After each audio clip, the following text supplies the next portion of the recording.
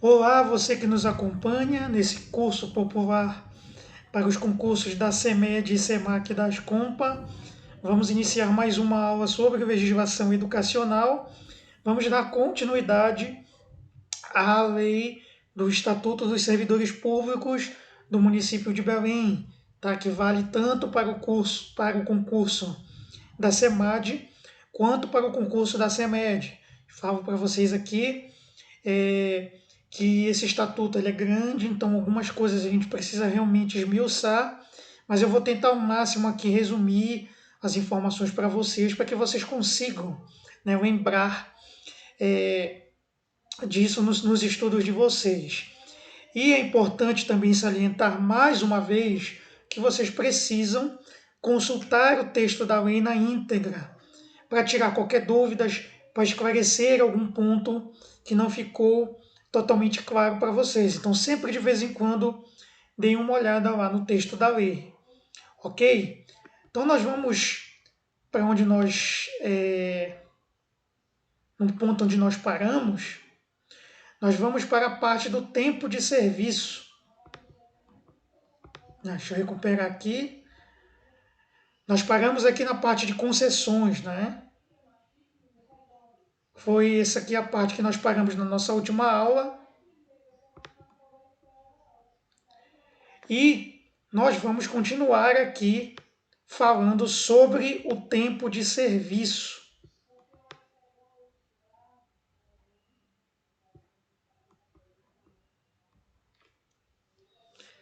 Então vamos lá. O tempo de serviço, deixa eu só ajeitar aqui a minha posição aqui para vocês. Só um momento.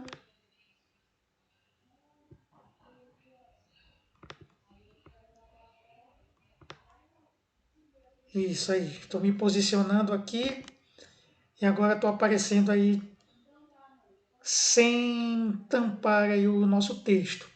Então olha só, o que é considerado tempo de serviço dentro da Prefeitura de Belém, dentro do serviço público na Prefeitura de Belém.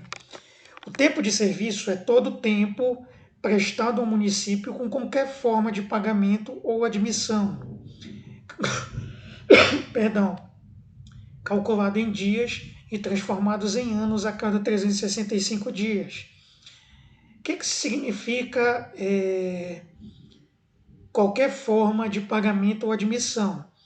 Que todo o tempo conta. Por exemplo, se você era contratado, se você era prestador de serviço e se você depois se tornou efetivo, todo esse tempo ele se soma para contar como tempo de serviço. Então, digamos que você é contratado da SEMEC ou da SEMAD, e aí você passa, vamos dizer assim, 2 anos trabalhando como contratado. E aí você faz um concurso e você passa no concurso e se torna, a partir daí, um servidor efetivo. O que acontece a partir daí? Aquele tempo que você trabalhou como temporário, como contratado, como prestador, ele vai contar como tempo de serviço para você dentro do seu tempo como efetivo também. Ele vai se somar, tá? Para efeito de aposentadoria, para efeito de averbação de tempo, ok? Então ele conta como tempo de serviço o tempo que você ficou como temporário, ele vai se somar ao tempo que você ficou como efetivo. Então, trabalhei 1 ano como contratado, saí, voltei, depois de 3 anos voltei a trabalhar como contratado de novo. Esses tempos eles vão se somar. 1 ano que você trabalhou antes e 1 ano que você começou a trabalhar agora. Então conta a soma de tudo. E o cálculo ele é feito da seguinte forma. Então calcula-se os dias. Quando esse montante de dias chega a 365, aí equivale a 1 ano, tá? E aí tem os dias restantes. Então, digamos que tenha mais de 365 dias. Então, deu, vamos dizer assim, 400 dias de trabalho, de tempo de serviço. Desses 400, você tira os 365 e transforma em 1 ano. E aí vão restar quanto? Vai restar 35 dias. Então, você tem 1 ano e 35 dias de tempo de serviço, ok? E aí, esses 35 dias é um tempo restante, dias restantes. Se eles forem acima de 182, vai ser arredondado para um ano. Então, digamos que seja 1 ano e 35 dias, o cálculo que a gente fez agora. Vai contar como tempo de serviço apenas um ano. Por quê? Porque os dias restantes, os 35, é menor que 182, que é a metade de 365, que é menos da metade de 365. Então, conta-se apenas um ano. Esses 35 dias restantes são desprezados.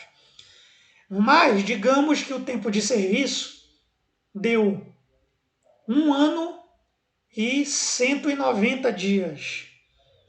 Então, esses 190 dias vai ser arredondado para mais um ano. Então, você tem 2 anos de tempo de serviço. Por que é arredondado?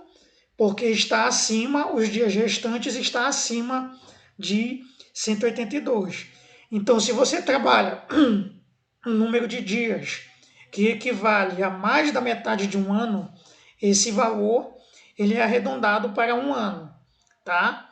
Então, esclarecendo aí esse ponto para vocês.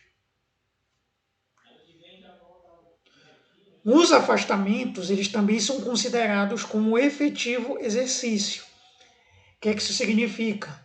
Quando você sai para esses afastamentos aí, esses 7 afastamentos, o tempo que você fica no afastamento vai contar como tempo de serviço. Então, quais são? Férias.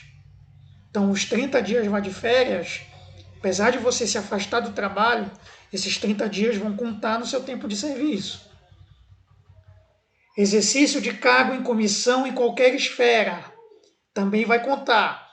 Então, você é servidor da prefeitura, você sai para exercer um cargo de secretário no Estado, por exemplo, ou um cargo na esfera federal. Você, então, se afasta para exercer esse cargo comissionado. Esse tempo de serviço que você fica nesse cargo também vai contar para o tempo de serviço. Mandato eletivo.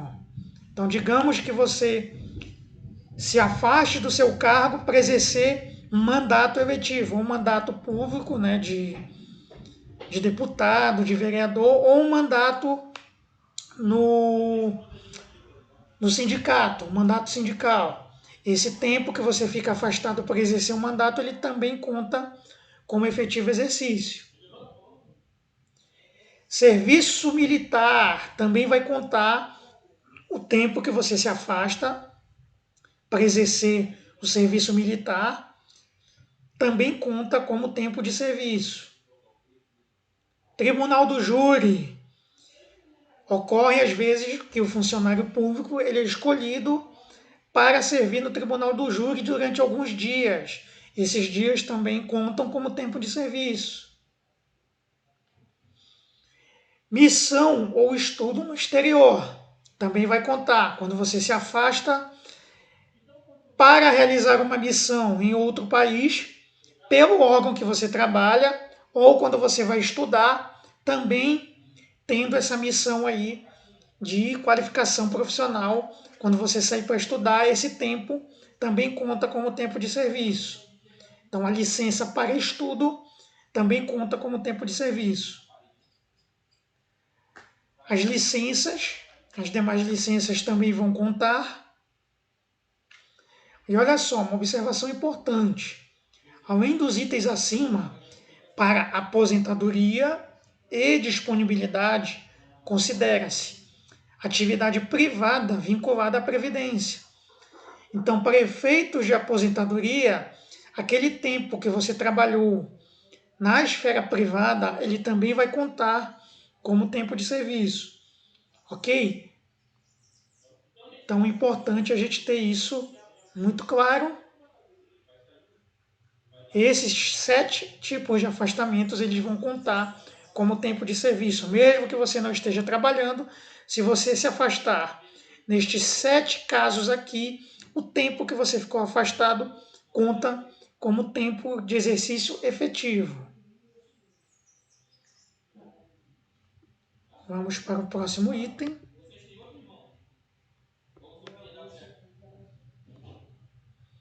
Direito de petição. Deixa eu me ajeitar aqui na tela de vocês. Então a gente fecha assim, agora. Amanhã.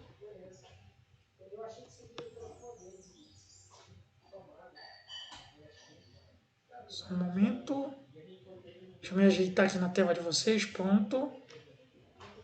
Então, direito de petição.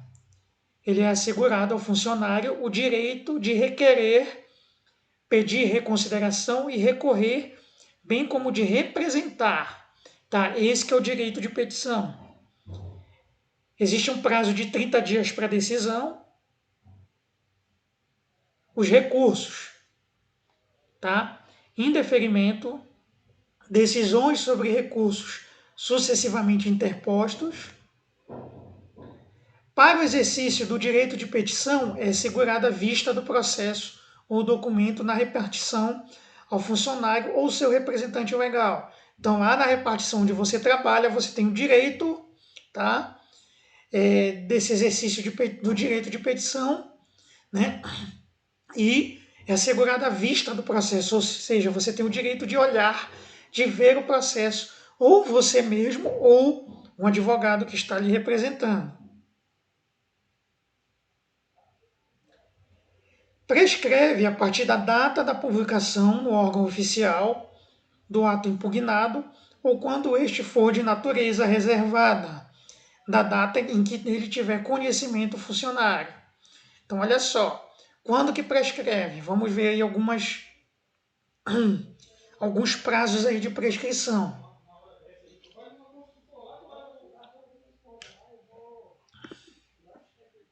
Primeiro deles, em 5 anos, quanto aos atos que decorrerem a demissão, cassação de disponibilidade ou que afetem interesse patrimonial e créditos resultantes das relações de trabalho.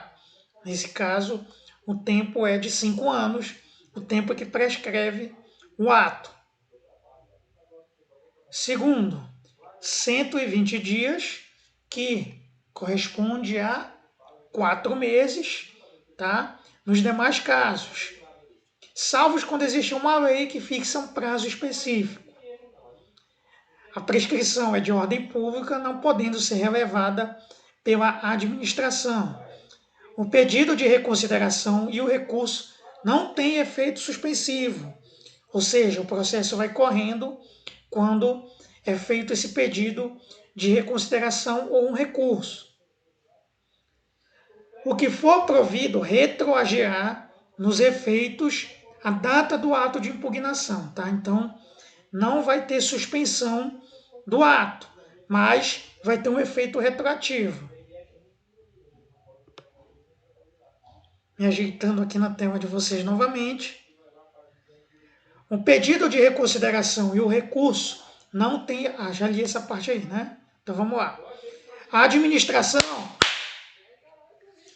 Desculpa, gente, tem um barulho incomodando aqui, então estou avisando aqui para as pessoas. A administração deverá rever seus atos a qualquer tempo quando eivados de ilegalidade. Então, se um ato administrativo tiver ilegalidade, a administração poderá rever esse ato a qualquer tempo.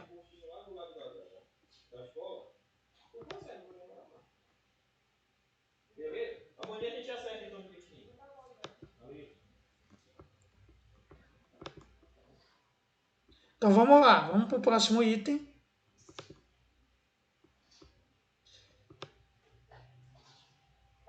Uma questão muito importante, gente. Afastamento para servir a outro órgão ou entidade. O que isso significa? Existem casos em que o servidor público ele é cedido para servir um outro órgão, tá? Isso é feito geralmente em interesse da administração pública. Tem casos que o funcionário ele também faz o requerimento, e se for de interesse da administração, ela cede, né, esse funcionário. Mas vamos ver aqui o que diz o estatuto? Vamos lá. Só um momento.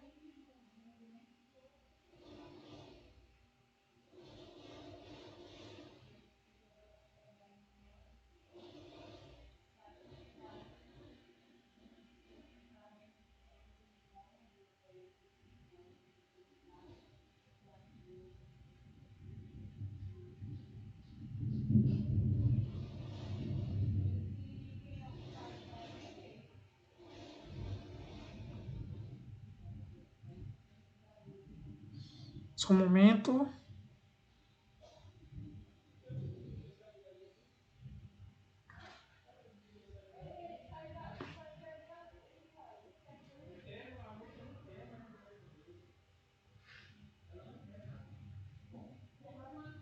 Mais um momentinho. Então vamos lá. O funcionário, mediante sua concordância, ou seja, não pode ser feito de forma compulsória, poderá ser cedido para ter exercício em outro órgão ou entidade dos poderes da União, dos Estados, do Distrito Federal ou de outros municípios nas seguintes hipóteses. Então, olha só. Para uma esfera federal ou até mesmo para outros municípios. Então, não precisa ser necessariamente para outro órgão da prefeitura, mas pode ser para outros municípios, para o Estado ou mesmo para a esfera federal. Tá? Então, tem as hipóteses aí, são duas. Atenção para isso. Primeiro, para exercício de cargo em comissão ou função de confiança. Já vimos o que é isso aqui, hein? Segundo, para exercício de cargo técnico ou em casos previstos em leis específicas. Então, nesses dois casos, tá, o funcionário poderá ser cedido para outro órgão ou entidade.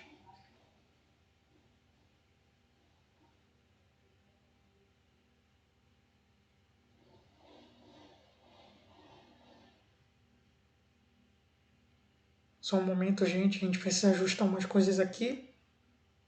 Ao vivo é assim mesmo, gente. Vai aparecendo alguma coisa e a gente precisa estar ao mesmo tempo um olho no peixe e outro no gato.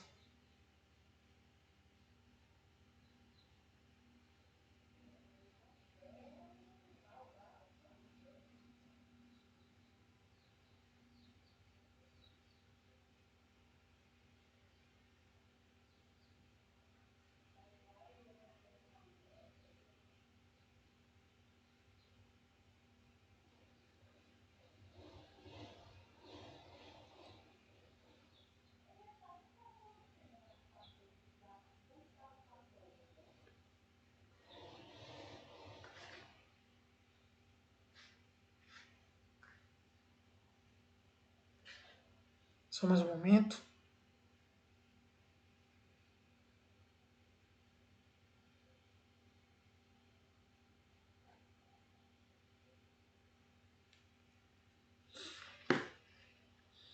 Então vamos lá. Então olha só, nenhum funcionário poderá ser posto à disposição ou de qualquer forma ter exercício em repartição diferente daquela em que estiver lotado, sem prévia autorização do prefeito ou da comissão executiva, formalizada através de ato competente.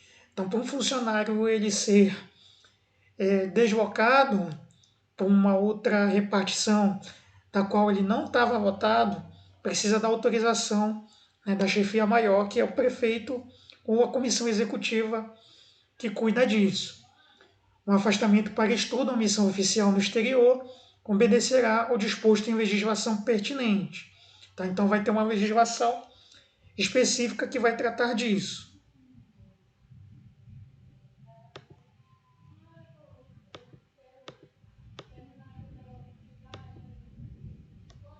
Opa, sumi aqui da tela, vou já aparecer de novo. Aí estou. Deixa eu me deslocar aqui para o meio novamente. Aí, para não atrapalhar a visão de vocês. Então, olha só, agora a gente entra na parte do regime disciplinar. O que é o regime disciplinar? É o que vai ali, o próprio nome já diz, né? Disciplinar os atos do servidor público municipal. Então, os direitos, quais são os deveres, né? quais são as penalidades para as infrações que o funcionário cometer. Então, todo o estatuto de qualquer serviço público ele tem esse regime disciplinar, né? Então, é um mito que a gente esclarece aqui de que o funcionário público ele não sofre penalização pelos seus atos, que ele é intocável, tá? Isso é mentira. O funcionário público ele não é intocável, ele pode sair, mas ele precisa passar por todo um processo, tá? Para que seja detectada a infração cometida por ele, tá? Então, olha só, a gente começa pelos direitos. Quais são os direitos do funcionário público municipal?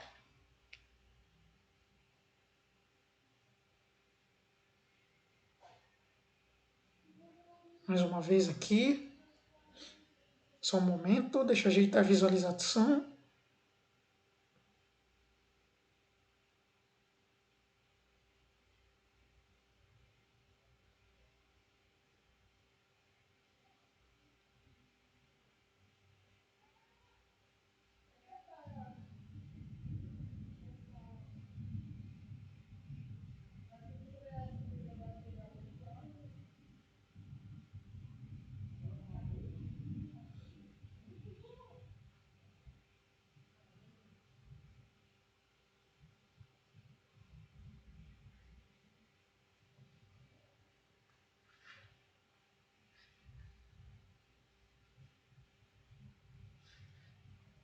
Só um momento.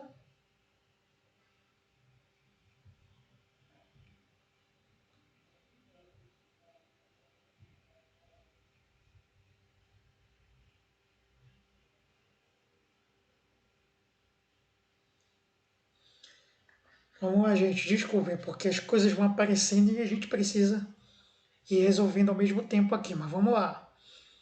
São dificuldades aí do ensino remoto. Então, os direitos do servidor: ter condições adequadas, ter condição adequada ao trabalho, receber da administração os equipamentos e vestuários exigidos pela natureza do serviço. O que isso significa? Um gari, por exemplo, funcionário da prefeitura da limpeza, ele precisa de instrumentos adequados para o seu trabalho. O quê? O uniforme que ele vai utilizar, pois ele vai lidar com limpeza, né, com a sujeira. Precisa de luvas para pegar o lixo, né? Seria adequado a utilização de máscaras por conta do odor, né, que sai daquele lixo, daquele carro, de todo aquele chorume, né? Então, ele precisa desses equipamentos. Um outro exemplo, funcionário da saúde, médico ou enfermeiro, o que é que ele precisa? Precisa da sua vestimenta, do seu jaleco, precisa dos EPIs, né? De luvas, de máscaras cirúrgicas, todo o equipamento necessário para que ele desenvolva esse trabalho. Quem tem que fornecer isso é a administração. Participar de treinamento de prevenção de acidentes de trabalho, ter acesso ao acervo bibliográfico de sua repartição, sugerir providências que visem aperfeiçoamento do serviço, representar contra ato manifestamente ilegal ou abuso de poder de seus superiores. Eu acredito que esse é o direito mais importante do funcionário, porque esse direito que faz com que o funcionário público, por ele ser concursado, ele não esteja preso, não esteja com o rabo preso algum político ou algum chefe. Ele pode denunciar qualquer tipo de abuso de poder ou de ordem que ele receba que infrinja a legalidade. Então ele pode chegar e denunciar se ele vê qualquer tipo de ilegalidade. Então, isso é um direito que nos protege, tá? Dentro do serviço público. Então é por isso que funcionário público efetivo não entra em rachadinha, não entra em negociata com político. Por isso que nós devemos defender que os concursos públicos aconteçam e que as pessoas tenham acesso ao serviço público por meio do concurso, sendo funcionários efetivos. Por quê? Porque senão se transforma em um curral eleitoral, né? O político põe os apadrinhados dele e essas pessoas ficam submetidas, ficam submissas ao desejo desse político. Então, é um direito representar contra ato ilegal ou um abuso de poder de superiores. Então, eu, por exemplo, como funcionário público municipal, até o prefeito eu posso denunciar se houver alguma legalidade dele. Então, olha como é importante esse direito de representar contra ato ilegal. Custeio do tratamento de saúde quando a licença for concedida nos termos do artigo 93, inciso 2. Aí você vai lá e revisa aí o artigo 93, tá, gente? A gente precisa ir correndo à frente. Esses são os direitos. Vamos ver quais são os deveres. É o nosso próximo item. Os deveres, olha, são muito mais deveres do que direitos. Tá? Então vamos lá, vamos conhecer. Deixa eu só me reposicionar aqui. Opa! Deixa eu reposicionar a nossa caixinha.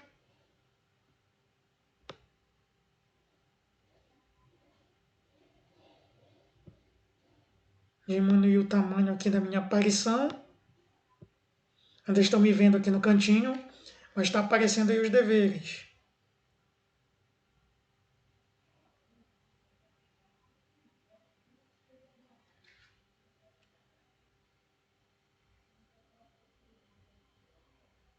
Só um momento.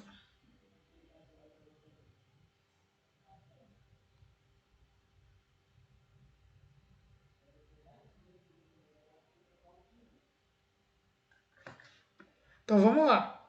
Então olha só como tem muitos deveres aí para o funcionário. Então, o funcionalismo público ele não é uma terra sem lei. Existem deveres do funcionário público.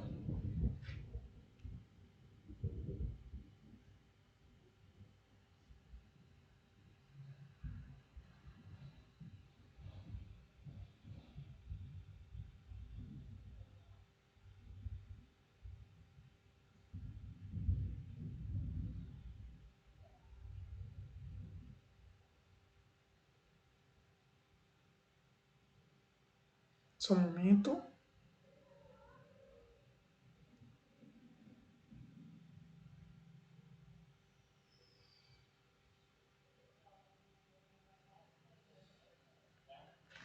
Então, vamos lá. Ai, situações aí que acontecem na vida da gente, a gente precisa contornar. Então vamos lá. Primeiro, manter a assiduidade, certo? Ser assíduo no trabalho. O que é assiduidade, para quem não sabe, é não faltar. Estar sempre presente. Ser pontual, ou seja, nada de atrasos. Você precisa chegar e sair no seu horário corretamente. Usar de discrição, tá? Ser discreto. Tratar com urbanidade as partes, atendendo-as sem preferências pessoais. Então, o atendimento às pessoas tem que ser feito sem qualquer tipo de discriminação. Desempenhar pessoalmente, com zelo e presteza, os encargos que lhe competirem e os trabalhos de que for incumbido dentro de suas atribuições. Ser leal às instituições constitucionais e administrativas a que servir. Observar as normas legais e regulamentares. Então, você tem que conhecer a legislação que rege você e as normas. Respeitar e acatar seus superiores hierárquicos, obedecendo às suas ordens, exceto, ou seja, você tem que obedecer os seus chefes, com exceção de que quando essas ordens forem ilegais, tá? Então, é mais um exemplo de que não existe essa história de eu sou o chefe e tenho que fazer o que eu mando, como acontece no caso do apadrinhamento político. O servidor efetivo ele tem o direito de se negar Aliás, ele tem o dever de se negar a obedecer uma ordem que infrinja qualquer lei e qualquer regulamento. Quando indicado pela administração, frequentar cursos legalmente instituídos para seu aperfeiçoamento e especialização. Providenciar para que esteja sempre em dia no assentamento individual, a sua declaração de família. Manter espírito de cooperação e solidariedade para com os companheiros de trabalho. Zelar pela economia e conservação do material que lhe for confiado. Então, nada de esbanjar material e conservar o que está nas suas mãos. Apresentar seu serviço convenientemente trajado ou uniformizado, quando for o caso. Então, existem órgãos que as pessoas trabalham de uniforme. Por exemplo, os garis trabalham de uniforme. Os médicos, enfermeiros, pessoal da saúde trabalham com o uniforme que é o jaleco. Que mais? Não tem exemplo de outro órgão, mas os órgãos que não exigem uniforme, a pessoa tem que trabalhar com uma roupa conveniente ao serviço. Então, se vestir de forma adequada. E olha só, lá no número 3, o que está dizendo? Discrição. Então, você tem que ser discreto, inclusive, na forma como você se traja. Vamos para o próximo item. Continuando aqui os deveres. Olha como são muitos.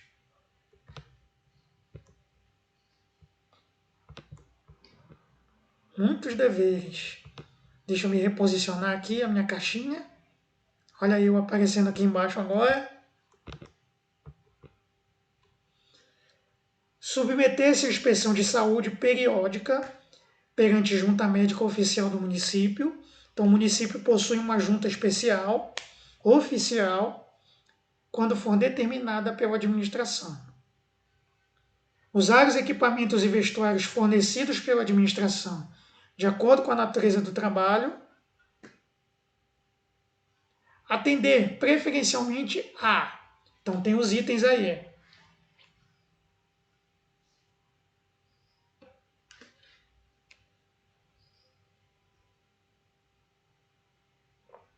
Só mais um momento.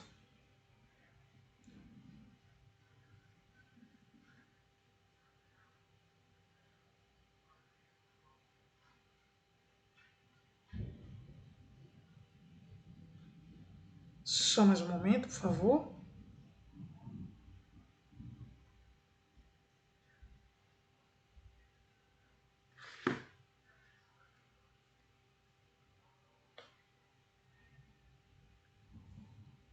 Então, vamos lá. Então, atender preferencialmente a.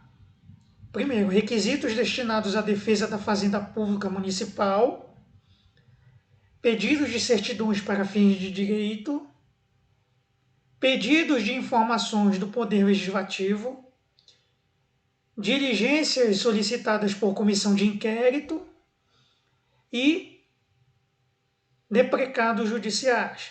São os cinco casos em que tem preferência no atendimento. Será considerado como coautor o superior hierárquico que, recebendo denúncia ou representação a respeito de irregularidades no serviço ou falta cometida por funcionário seu subordinado, deixar de tomar as devidas providências necessárias à sua apuração. Então, se um funcionário cometeu, se você é chefe, e um funcionário seu cometeu alguma infração e você recebeu denúncia e não tomou nenhuma medida, você é considerado um coautor daquela infração.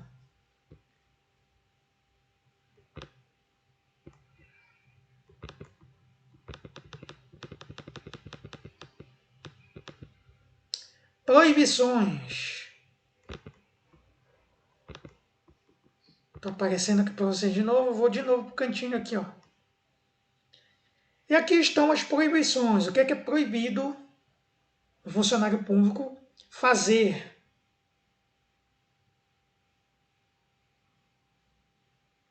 Então vamos lá.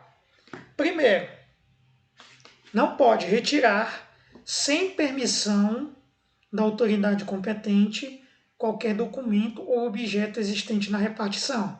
Então, gente, o que é da repartição fica na repartição, tá? Documentos, objetos, qualquer que seja, uma caneta que seja, se é da repartição, você não pode levar para sua casa.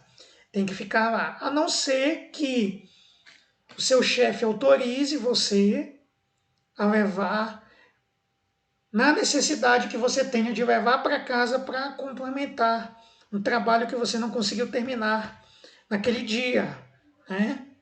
Tem algo urgente, preciso terminar hoje isso, então vou ter que levar para casa. E você pede autorização e leva, mas isso aí, existem casos e casos. 2. Ausentar-se do serviço durante o expediente sem prévia autorização do chefe imediato. Então você precisa sair para resolver algum assunto, você precisa comunicar ao seu chefe e ele precisa autorizar. 3. Entreter-se durante as horas de trabalho em palestras, leituras e outras atividades estranhas ao serviço.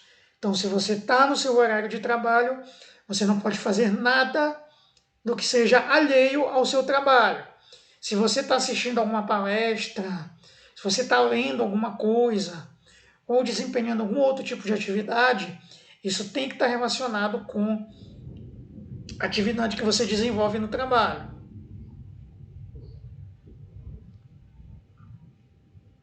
Deixar de comparecer ao serviço sem causa justificada, ou seja, você faltar sem justificativa. 5. Tratar de interesses particulares na repartição. Gente, não pode. Você não pode tratar de assuntos particulares dentro da repartição do seu horário de trabalho. Tá? Então, nada de resolver assuntos pessoais ali dentro. Exercer comércio entre os companheiros de serviço, mover ou subscrever listas de donativos dentro da repartição. Isso acontece muito, gente, mas não pode. Você não pode vender nada dentro da repartição. Ah, estou aqui, estou vendendo bombom de cupuaçu para conseguir doações, donativos para uma instituição de caridade. Não pode, gente. Dentro da repartição não pode. Recusar fé a documentos públicos. O que é fé? É você carimbar, assinar um documento público atestando a veracidade desse documento. Tá? Você não pode recusar-se a fazer isso. Opor resistência injustificada ao andamento de documento e processo ou execução de serviço. Então, qualquer serviço, qualquer processo, qualquer execução que chegue para você fazer, você não pode resistir, não pode opor resistência sem justificativa a esse processo. Você tem que dar andamento a esse serviço, a esse processo ou a essa execução.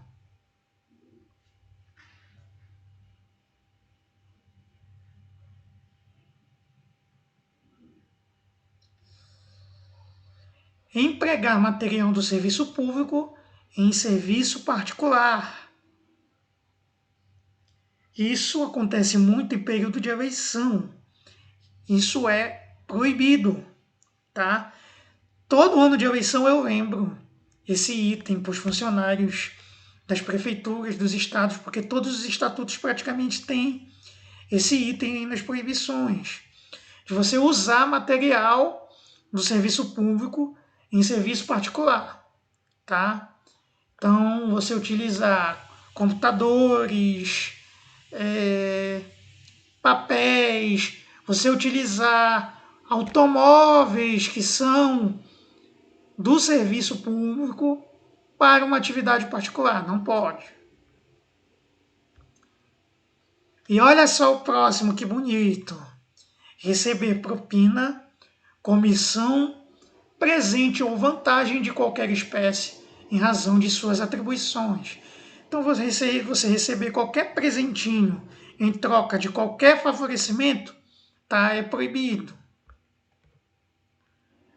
Cometer a outro funcionário atribuições estranhas às do cargo que ocupa, exceto em situações de emergência e transitórias, ou seja, desvio de função.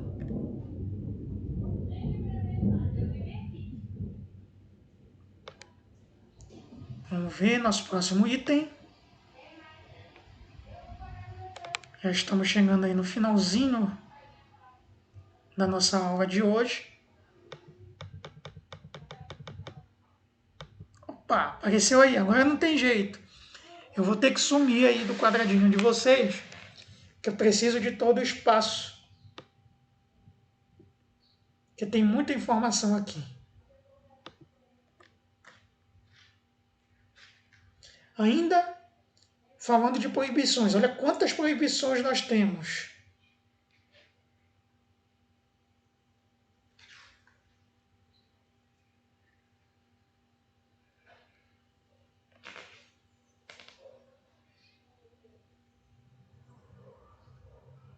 Só mais um momento, fazer uma hidratação.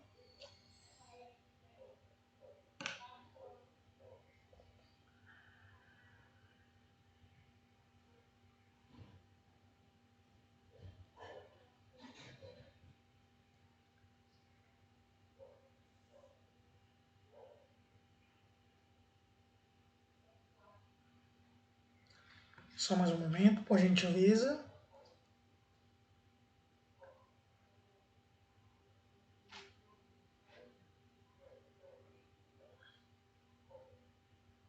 Então vamos lá. Exercer quaisquer atividades que sejam incompatíveis com o exercício do cargo, com função e com o horário de trabalho. Também ainda tratando aí do desvio de função. Proceder de forma desidiosa. E aí, opa. O que é desídio, gente? Ou desídia? Desídia é desleixo no desempenho das suas atividades. É preguiça, é preguiça, é você fazer as coisas de má vontade, é você se recusar a fazer as coisas, você fazer as coisas de forma amorosa, lenta, enfim. Desídia é desleixo no desempenho das suas funções, você ser desleixado no seu trabalho. Isso que é desídio, tá? Participar da gerência ou administração de empresas que mantenham relações comerciais ou administrativas com o governo, sejam por este subvencionadas ou estejam diretamente relacionados com a finalidade da repartição ou serviço em que esteja lotado. Então você não pode ser gestor ou fazer parte da administração de uma empresa que mantenha relações diretas aí com a prefeitura ou com o órgão que você trabalha, porque isso gera conflito de interesses. Então, digamos que eu sou funcionário da prefeitura no setor de merenda escolar. E aí, eu trabalho na administração de uma empresa que fornece merenda escolar para a prefeitura, ou seja, há um conflito de interesses. Por quê? Porque existe uma licitação e tudo mais, e pode haver algum favorecimento, então não pode. Requerer ou promover a concessão de privilégios, garantias e juros ou outros favores semelhantes, federais, estaduais ou municipais, exceto de intervenção própria, tá? Não posso requerer concessão de privilégios.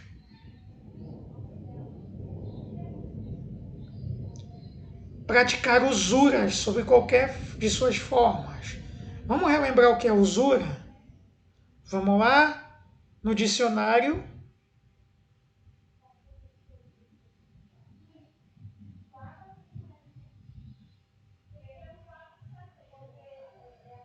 Vamos ver no dicionário o que é usura?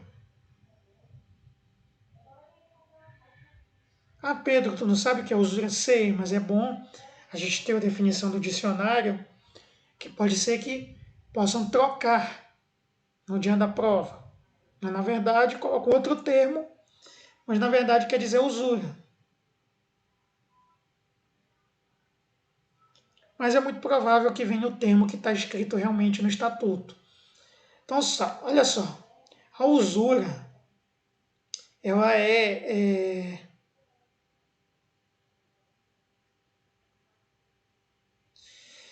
ela é um apego, segundo o dicionário, exagerado ao dinheiro. Ou seja, uma característica da pessoa que é avarenta, aquela pessoa que é sedenta por dinheiro, é mesquinho, né? Não quer se desfazer do dinheiro. Ou seja, mesquinharia.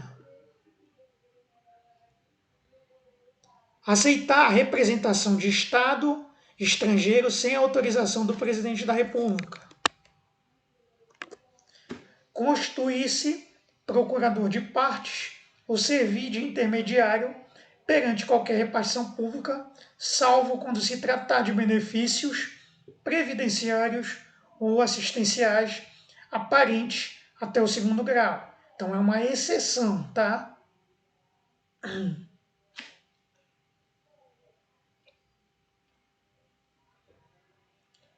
Receber estipêndios de firmas fornecedoras ou de entidades fiscalizadoras do país ou no estrangeiro, principalmente quando estiver em missão referente à compra de material ou fiscalização de qualquer natureza. Então vamos lá, o que é um estipêndio? Vamos ver no dicionário o que é estipêndio.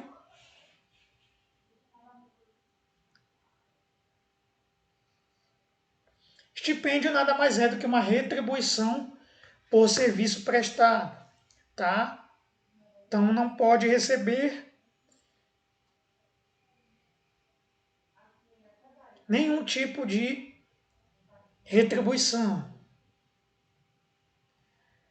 Valer-se de sua qualidade de funcionário para desempenhar atividades estranhas ou funções ou para lograr direta ou indiretamente qualquer proveito. Então você não pode tirar proveito da sua condição de funcionário público para, né, qualquer tipo de ação, seja para você ou de alguém que você conhece. Praticar atos de sabotagem contra o serviço público. E olha só, em vermelho aí, informação importante. É vedado ao funcionário trabalhar sobre as ordens imediatas de parentes. O que é vedado? É proibido. É proibido trabalhar sobre ordens imediatas de parentes até o 2º grau, salvo quando se tratar de função de confiança e livre escolha, não podendo exceder de 2 o número de auxiliares nesta condição. Então você não pode, né, trabalhar sobre as ordens de um parente seu até o 2º grau. Vamos relembrar o que é o 2º grau?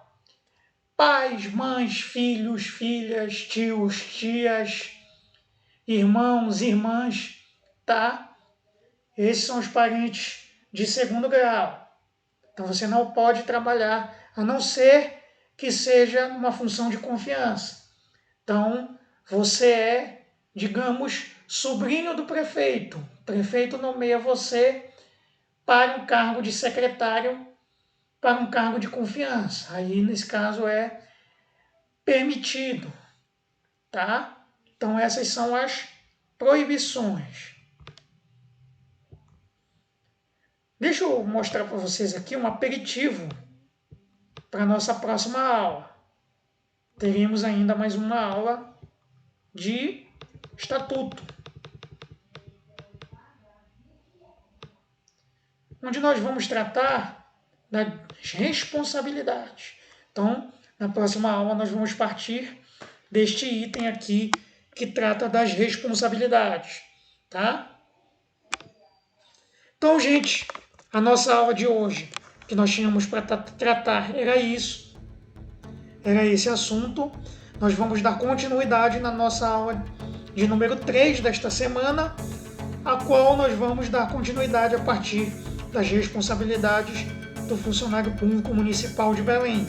Tá? Então, termina aqui a nossa aula. Uma boa semana a todos vocês e um grande abraço. Estamos aqui à disposição.